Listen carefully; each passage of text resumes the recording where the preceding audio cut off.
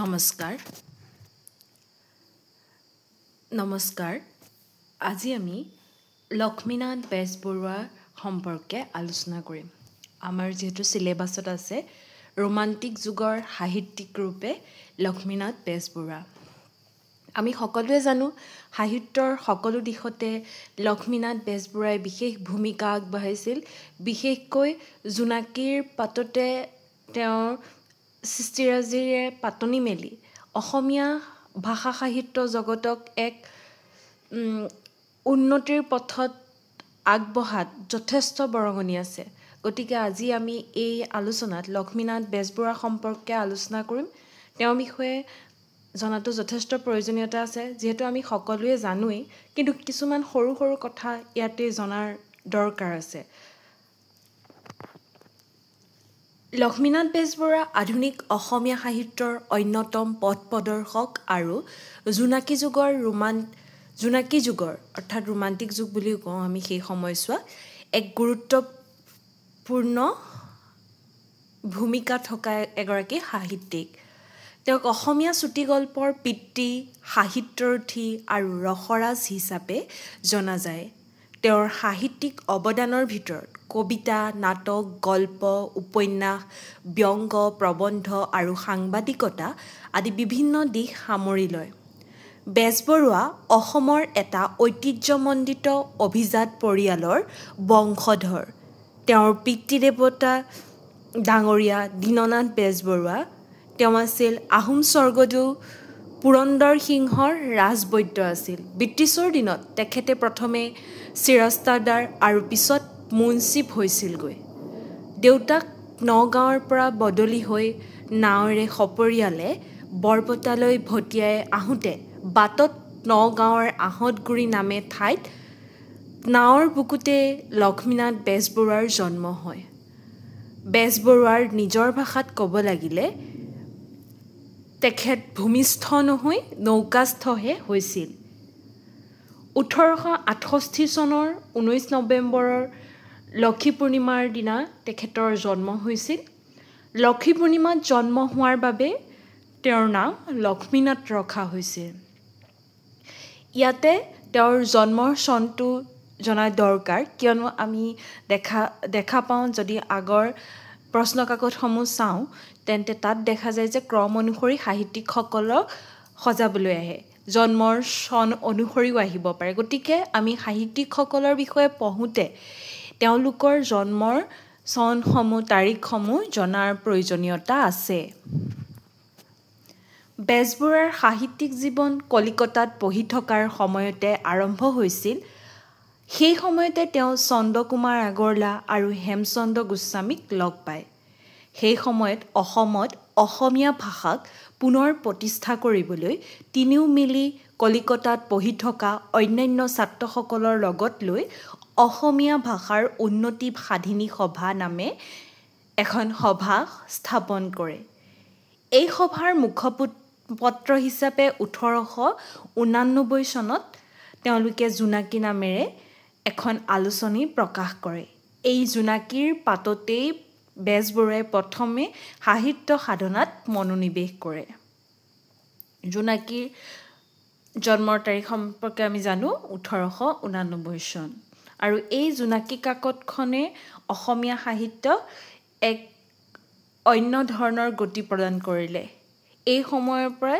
Romantic সাহিত্যৰ সৃষ্টি হ'ল বিকাশ হ'ল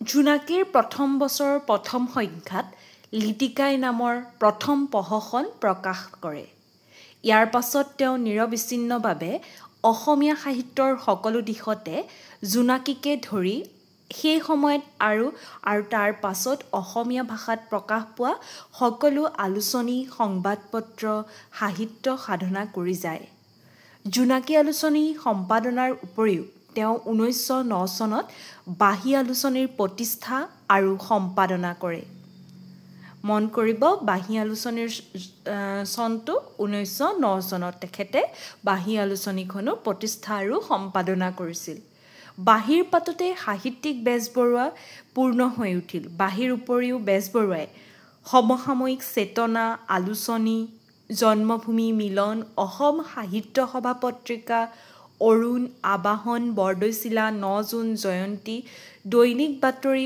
অসম বন্তি আদি বিভিন্ন কাকত আলোচনীত নিজৰ সৃষ্টিশীল লেখনি প্ৰকাশ কৰিছিল। সৰুৰে পৰাই সাহিত্য চৰ্চাৰ প্ৰতি লক্ষ্মীনাথ বেজবৰুৱাৰ অনুৰাগ আছিল যদিও কলিকতালৈ পঢ়িবলৈ যোৱাৰ পাছতহে তেওঁ সাহিত্য চৰ্চাত অধিক মনোযোগ দিয়ে।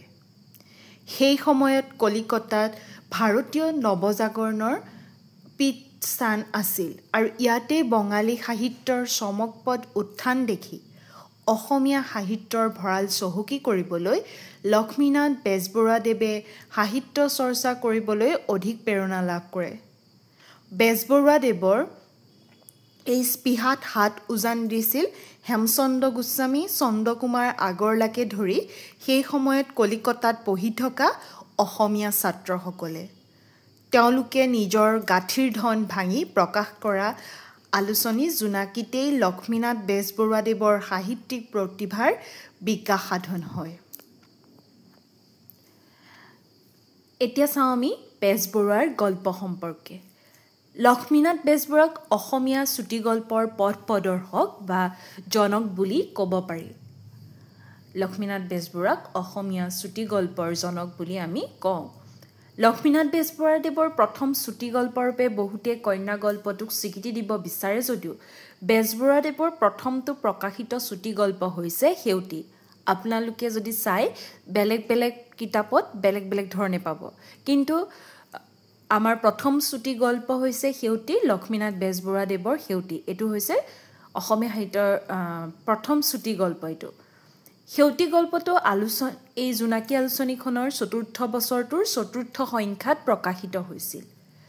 লক্ষ্মীনাথ বেজবৰুৱাদেৱৰ গল্পৰ পুথি ৪খন, তাৰে 3খন পুথি যথাক্ৰমে সুৰভি, সাধুকথাৰ কুকি আৰু জোনবিৰি তেওঁৰ জীৱিত কালতে প্ৰকাশ পায়। আনহাতে মৰণোত্তৰভাৱে প্ৰকাশিত তেওঁৰ গল্পপুথিখন হৈছে কেহুকলি। ১৯০৯ চনত প্ৰকাশিত হোৱা সুৰভিত মুঠ ১২টা চুটিগল্প অন্তৰ্ভুক্ত হৈছে। সুৰভি হৈছে প্ৰথম অসমীয়া চুটিগল্পৰ সংকলন। প্ৰথম অসমীয়া চুটিগল্পটো হৈছে সেউতী, কিন্তু সুৰভি হৈছে প্ৰথম অসমীয়া চুটিগল্পৰ সংকলন। ১৯১০ চনত প্ৰকাশিত সাধুকথাৰ কুকিত মুঠ ২৭টা চুটিগল্প সন্নিৱিষ্ট হৈছে। আনহাতে ১৬টা গল্প সংকলন জোনবিৰিত প্ৰকাশ পাইছিল ১৯১৩ চনত। চতুৰ্থখন গল্প সংকলনৰ নাম বেজবৰুৱাই দিয়া নাছিল। প্ৰধানকৈ বাঁহীত প্ৰকাশিত হোৱা কিছুমান অসংকলিত গল্পক একগোট কৰি কেহুকলি নামেৰে নামাংকিত কৰিব পাৰি বুলি অতুল চন্দ্ৰ হাজৰিকাই বেজবৰুৱাৰ গ্ৰন্থাৱলীত প্ৰস্তাৱ দিছিল। তেওঁৰ যুক্তিমতে সংকলনকেইখনৰ নামাকৰণ কৰা হৈছে মূল বিষয়বস্তুৰ লগত ইয়াৰ সামঞ্জস্য ৰক্ষা কৰি। বেজবৰুৱাৰ গল্প সমগ্ৰৰ এগৰাকী সংকলক হৃদয়ানন্দ গগৈয়ে লিখিছে, বেজবৰুৱাই এই গল্পখিনিৰে কিতাপখন কৰি থৈ যাব পৰা হ'লে পৰম সৌভাগ্যৰ কথা হ'লহেঁতেন। তথাপি আমি এই গল্পসমূহক বেজবৰুৱাৰ ৪ৰ্থ খণ্ডৰ গল্প বুলিয়েই ধৰিব পাৰোঁ। এতিয়া আমি চাওঁ বেজবৰুৱাৰ শিশু সাহিত্য। লক্ষ্মীনাথ বেজবৰুৱাই শিশু কিশোৰৰ উপযোগী হোৱাতকৈ বহুতো সাধু একগোট কৰিছিল। তেওঁৰ দ্বাৰা প্ৰকাশিত সাধুকথাৰ পুথি 3খন হৈছে বুঢ়ী আই সাধু, ককা দেউতা আৰু নাতি ল'ৰা আৰু জুনুকা। বুঢ়ী আইৰ সাধুত ৩১টা, ককা দেউতা আৰু নাতি ল'ৰাত ২৯টা আৰু জুনুকাত 10টাকৈ সাধু সন্নিৱিষ্ট হৈ আছে। বুঢ়ী আইৰ সাধু আজিৰ তাৰিখতো সমানেই জনপ্ৰিয়। কিতাপখনৰ প্ৰথম প্ৰকাশ হৈছিল ১৯১২ চনৰ অক্টোবৰত অথবা নৱেম্বৰ মাহত। লক্ষ্মীনাথ বেজবৰুৱাদেৱে বহুজনৰ পৰা লিখিত ৰূপত সংগ্ৰহ কৰা এই সাধুকথাবোৰকে বুঢ়ী আইৰ সাধু নাম দি সংকলন ৰূপে প্ৰকাশ কৰিছিল। বেজবৰুৱাই ১৯১১ চনত বুঢ়ী আইৰ সাধুৰ পাতনিত লিখিছিল, বেজবৰুৱাৰ এই পুথিখনৰ কিছুমান সাধুত প্ৰতিফলিত হৈ থকা নাৰীবাদী স্বৰূপটোৰ বিষয়ে উল্লেখ কৰি সমালোচকে মন্তব্য কৰিছে যে বেজবৰুৱাৰ বুঢ়ীআইৰ সাধুত কেইবাটাও নাৰী প্ৰধান গল্প আছে। সেইবোৰ হ'ল মেকুৰীৰ জীয়েকৰ সাধু, ঔ কুঁৱৰী, তেজীমলা, চিলনী জীয়েকৰ সাধু, তোলা আৰু তেজা, কটা যোৱা নাক খাৰণী দি ঢাক, পাণচৈ, লখিমী তিৰোতা, কাঞ্চনী আদি। নাৰী চৰিত্ৰ প্ৰধান এই গল্পসমূহত আমি লগ পাওঁ মাক, মাহীমাক, জীয়েক, সতিনীয়েক, জাক, শাহুৱেক আদিৰ চৰিত্ৰ। এই চৰিত্ৰসমূহ অধ্যয়ন কৰিলে তদানীন্তন সমাজ ব্যৱস্থা আৰু সেই সমাজ ব্যৱস্থাত নাৰীৰ স্থান আৰু ভূমিকা সম্পৰ্কে অৱগত হ'ব পাৰোঁ। 2016 চনত মুক্তি লাভ কৰা ভাস্কৰ হাজৰিকাৰ পৰিচালিত হৰৰ ফেণ্টাছী প্ৰকাৰৰ অসমীয়া চলচ্চিত্ৰ কথানদী ছবিখনৰ কাহিনীটো লক্ষ্মীনাথ বেজবৰুৱাৰ বুঢ়ীআইৰ সাধু কেইটিমান জনপ্ৰিয় সাধু আৰু চৰিত্ৰক কেন্দ্ৰ কৰি গঢ় লৈ উঠিছে। মন কৰিব, ভাস্কৰ হাজৰিকাৰ পৰিচালিত হৰৰ ফেণ্টাছী প্ৰকাৰৰ অসমীয়া চলচ্চিত্ৰ কথানদীত ছবিখনৰ যিটো কাহিনী লক্ষ্মীনাথ বেজবৰুৱাৰ বুঢ়ীআইৰ সাধুৰ কেইটামান জনপ্ৰিয় সাধু আৰু চৰিত্ৰক কেন্দ্ৰ কৰি গঢ় লৈ উঠিছে। সেই সাধুকেইটা হৈছে তেজীমলা, চম্পাৱতী, ঔ কুঁৱৰী আৰু তাৱৈৰ সাধু। এতিয়া চাওঁ আমি কবি ৰূপত বেজবৰুৱা। লক্ষ্মীনাথ বেজবৰুৱাই জোনাকী, বাঁহী আলোচনীত নিয়মীয়াকৈ কবিতা লিখিছিল। কবিতাত তেওঁৰ দেশপ্ৰেম, আধ্যাত্মিক, খুহুতীয়া আদি বিবিধ শৈলী থকা ভাৱ প্ৰকাশ পাইছিল। অসমীয়া ৰোমান্টিক কবিতাৰ ক্ষেত্ৰখনলৈ বেজবৰুৱাৰ অৱদান উল্লেখযোগ্য। তেখেতৰ দ্বাৰা লিখিত কবিতা পুথি কদমকলিত 1913 চনত প্ৰকাশিত হৈছিল। বেজবৰুৱাৰ কবিতা পুথিখন হৈছে কদমকলি আৰু এইখন প্ৰকাশ পাইছিল 1913 চনত। এই কবিতা পুথিখনত 48টা কবিতা সন্নিৱিষ্ট হৈ আছে। কেইটা কবিতা? 48টা কবিতা সন্নিৱিষ্ট হৈ আছে। আৰু কিমান চনত প্ৰকাশ পাইছিল? 1913 চনত প্ৰকাশ পাইছিল। তেখেতৰ কবিতাসমূহক ডক্টৰ মহেশ্বৰ নেওগদেৱে সোণপানীৰে চপাই বন্ধাই থ'ব পৰা বুলি অভিহিত কৰিছে। কদমকলিত সন্নিৱিষ্ট হোৱা মোৰ দেশ কবিতাটোৱে অসমৰ জাতীয় সংগীত হিচাপে স্বীকৃত। বেজবৰুৱাৰ দ্বিতীয়খন কবিতা পুথি পদুমকলি, এইখন প্ৰকাশিত হয় তেখেতৰ মৃত্যুৰ পাছত 1968 চনত। তেখেতৰ মৃত্যু শতবৰ্ষ উপলক্ষে মৰণোত্তৰভাৱে এই কবিতা পুথিখন প্ৰকাশ কৰা হৈছিল। পদুমকলিত 28টা কবিতা সন্নিৱিষ্ট হৈ আছে। অসমৰ বিশিষ্ট সাহিত্যিক সমালোচক ডক্টৰ হীৰেণ গোহাঁয়ে লক্ষ্মীনাথ বেজবৰুৱাৰ বীণ বৰাগীক শ্ৰেষ্ঠ কবিতা হিচাপে স্বীকৃতি দিছে। এতিয়া চাওঁ আমি নাট্যকাৰ হিচাপে বেজবৰুৱা। জোনাকীৰ জৰিয়তে নাট্যকাৰ হিচাপে আত্মপ্ৰকাশ কৰা এই আলোচনীখনৰ প্ৰথম বৰ্ষতে লিটিকাই নামৰ নাটকখন লিখি উলিয়ায়।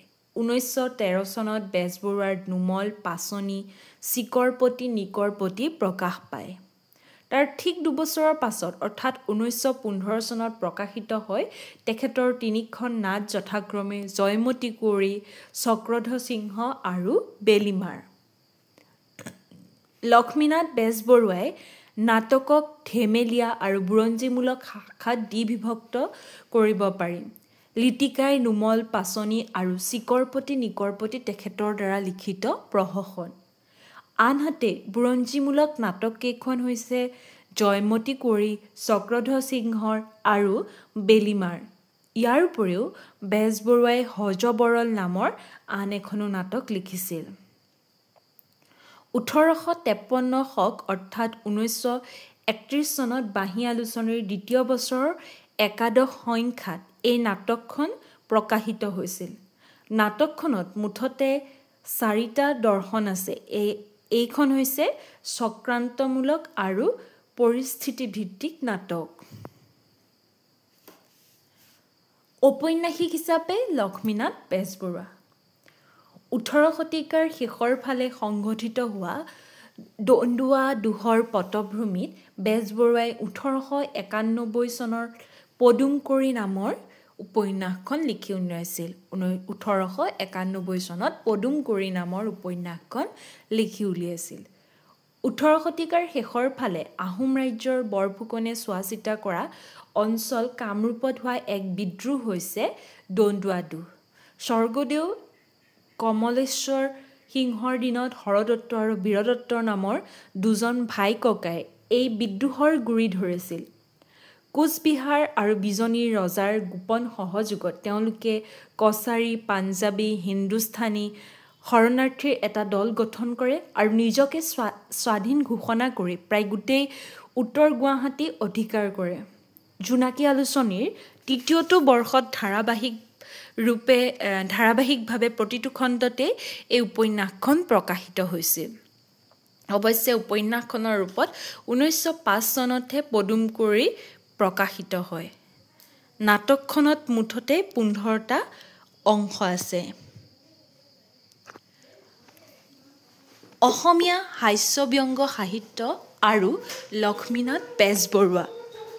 অসমীয়া হাস্যব্যংগ সাহিত্যলৈ লক্ষ্মীনাথ বেজবৰুৱাদেৱৰ অৱদান অসামান্য। বিশেষকৈ তেখেতৰ দ্বাৰা সৃষ্ট কিপাবৰ বৰবৰুৱা নামৰ এটি কাল্পনিক চৰিত্ৰই অসমীয়া ব্যংগ সাহিত্যৰ এটা গুৰুত্বপূৰ্ণ অংশ। কিপাবৰ বৰবৰুৱাৰ ছদ্ম নামেৰে ৰচনা কৰা লক্ষ্মীনাথ বেজবৰুৱাদেৱৰ হাস্যব্যংগৰ সংকলনসমূহক কিপাবৰী সাহিত্য হিচাপে নামাকৰণ কৰা হৈছে। কিপাবৰ বৰবৰুৱাৰ চৰিত্ৰটিৰ জৰিয়তে সৃষ্টি কৰা হাস্যৰসৰ কৌশলক একাংশ সমালোচকে পৃথিৱীৰ শ্ৰেষ্ঠ হাস্যৰসিকসকলৰ লগত তুলনা কৰিছে। অসমৰ সাহিত্যিক লেখক বেণুধৰ শৰ্মাই বেজবৰুৱাৰ সামাজিক ৰচনাক শ্ৰেষ্ঠ খুহুতীয়া ৰচনা বুলি কৈছে। এইসমূহ ৰচনাই ভণ্ডামী, স্ত্ৰীৰ স্বাধীনতা, বৃদ্ধ বিবাহ, অন্ধবিশ্বাস, অন্ধ অনুকৰণ, সাংবাদিকতা আদি অনেক ৰাজনৈতিক, সামাজিক, সাংস্কৃতিক সমস্যাক বিষয়বস্তু হিচাপে লৈছে। সমালোচকসকলৰ মতে বৈজ্ঞানিক আৰু আধুনিক মনৰ অধিকাৰী আছিল লক্ষ্মীনাথ বেজবৰুৱা। এটা সংস্কাৰমুক্ত মন লৈ তেখেতে পৰিৱৰ্তনৰ অনুকূল পৰিৱেশ সৃষ্টি কৰাৰ প্ৰয়াস কৰিছিল। হাস্যৰসৰ মাজেৰে তেখেতে এক সংস্কাৰমুক্ত মন লৈ এটা অনুকূল পৰিৱেশ সৃষ্টি কৰাৰ প্ৰয়াস কৰিছিল। কিপাবৰ বৰবৰুৱাৰ যোগেদি বেজবৰুৱাই জাতীয় জীৱনৰ দুখ ক্ৰুটি, অসামঞ্জস্য, বিসংগতি আদি পৰিষ্কাৰকৈ দাঙি ধৰিছে। 1904 চনত জোনাকী আলোচনীত বেজবৰুৱাৰ দ্বাৰা লিখিত এলানি হাস্যব্যংগ ৰচনা কিপাবৰ বৰবৰুৱাৰ কাকতৰ টোপোলা নামেৰে প্ৰকাশিত হয়। 1909 চনত কিপাবৰ বৰবৰুৱাৰ উভতনি নামেৰে এখন গ্ৰন্থ প্ৰকাশ কৰে। এই গ্ৰন্থখনত সন্নিৱিষ্ট ৰচনাসমূহ গুৱাহাটীৰ পৰা প্ৰকাশিত জোনাকী আৰু উষা আলোচনীত ওলাইছিল। আনহাতে বাঁহী আলোচনীত বেজবৰুৱাই লিখা হাস্যব্যংগাত্মক ৰচনাসমূহ বৰবৰুৱাৰ বুলনি, কিপাবৰ বৰবৰুৱাৰ ভাৱৰ বুৰবৰণী নামেৰে পৰৱৰ্তী সময়ত গ্ৰন্থ আকাৰে ওলায়। ইয়াৰ লগতে বেজবৰুৱাই বৰবৰুৱাৰ চিন্তাৰ শিলগুটি, বৰবৰুৱাৰ সাহিত্যিক ৰহস্য আৰু কিপাবৰ বৰবৰুৱাৰ সামৰণি নামেৰে প্ৰবন্ধ সংকলন উলিয়াইছিল।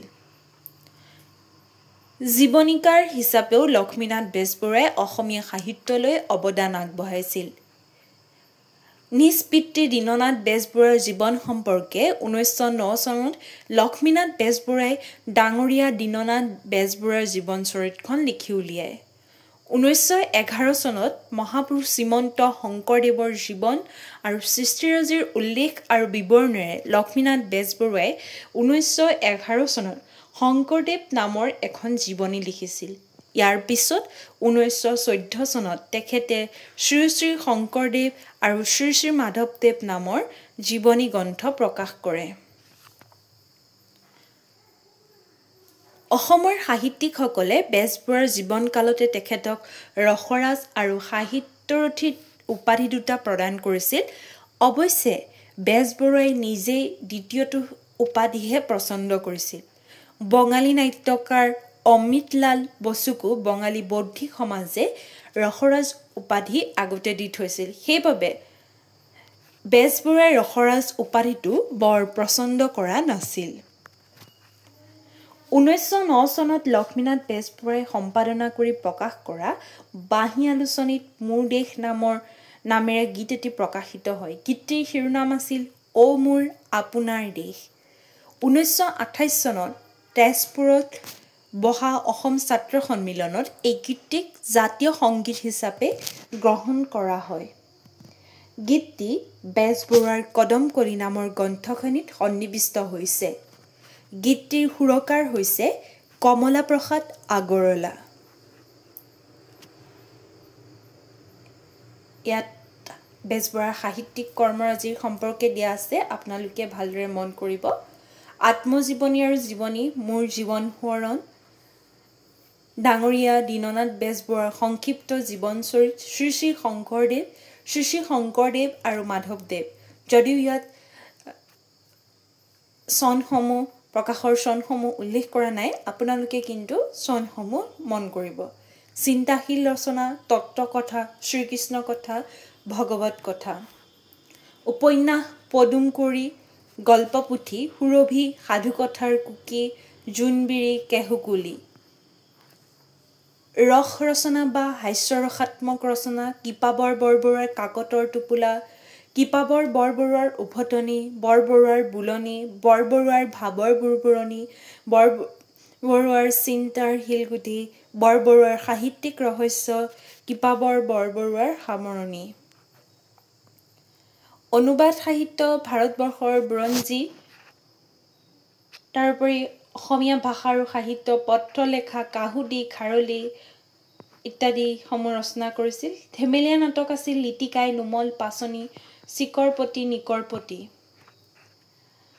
নাটকৰ কুকি গদাধৰ ৰজা, বাৰেমতৰা, হযবৰল, হেমলেট, মঙলা। বুৰঞ্জীমূলক নাটক হৈছে চক্ৰধ্বজ সিংহ, বেলিমাৰ, জয়মতী কুঁৱৰী।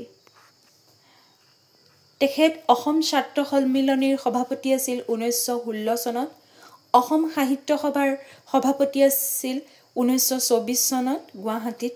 তেখেতক ৰসৰাজ উপাধি প্ৰদান কৰা হৈছিল 1931 চনত। 1931 চনত অসম সাহিত্য সভাৰ শিৱসাগৰ অধিৱেশনত নগেন্দ্ৰ নাৰায়ণ চৌধুৰীৰ সভাপতিত্বত লক্ষ্মীনাথ বেজবৰুৱাক ৰসৰাজ উপাধি প্ৰদান কৰা হৈছিল। ৰত্নকান্ত বৰকাকতিৰ দেৱৰ দ্বাৰা সাহিত্যৰথী অভিধা প্ৰদান কৰা হৈছিল। বেজবৰুৱাৰ নামত অনুদিত ডাক টিকট উন্মোচন কৰা হৈছিল। বেজবৰুৱাই জীৱনৰ অন্তিম সময়খিনি সম্বলপুৰ, বৰোদা, বোম্বাই, নাগপুৰ আদি বিভিন্ন ঠাইত কটোৱাৰ পিছত 1937 চনৰ 18 আগষ্টত অসমলৈ ঘূৰি আহে।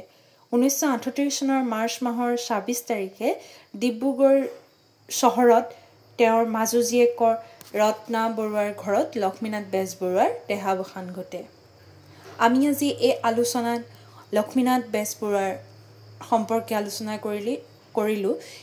এগৰাকী ৰোমান্টিক যুগৰ সাহিত্যিক তথা জোনাকীৰ পাতত প্ৰকাশ পোৱা এগৰাকী সাহিত্যিক, যি অসমীয়া সাহিত্যলৈ যথেষ্ট বৰঙণি আগবঢ়াই থৈ গৈছে। তেওঁৰ সাহিত্যৰাজি আমি সকলোৱে জানো, কিন্তু সেই সাহিত্যৰাজিসমূহ আমি খুটি নাতি মাৰি এই পৰীক্ষাৰ বাবে চোৱা উচিত। যদিও মই কিছুমান সাহিত্যৰ চনসমূহ দিয়া নাই, আপোনালোকে কিন্তু সেই চনসমূহ ভালদৰে চাব। ক্ৰম অনুসৰি কেতিয়াবা সজাবলৈ আহে, সাহিত্যিকসকলক দিয়া থাকে তেনেদৰে ক্ৰম অনুসৰি সজাবলৈ আহে। গতিকে এই বিষয়টো আপোনালোকৰ বাবে গুৰুত্বপূৰ্ণ। Thank U.